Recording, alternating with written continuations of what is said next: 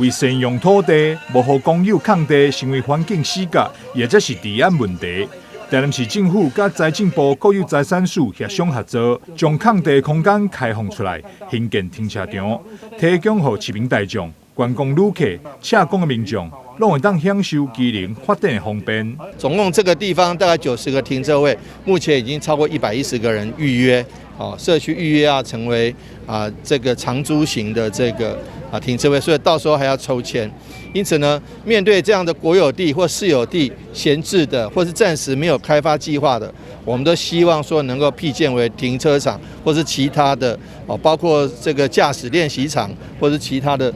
有意义的使用，避免成为闲置，那成为脏乱的死角，或成为治安的问题。停车场位伫咧南区新建路3巷口，总面积0.85公顷，附近有国中、市场，还有开发中的商业区，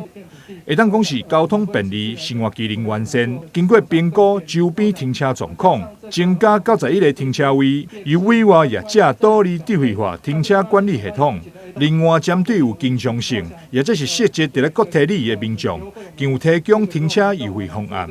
台南新闻张硕维、杨顺怀采访报道。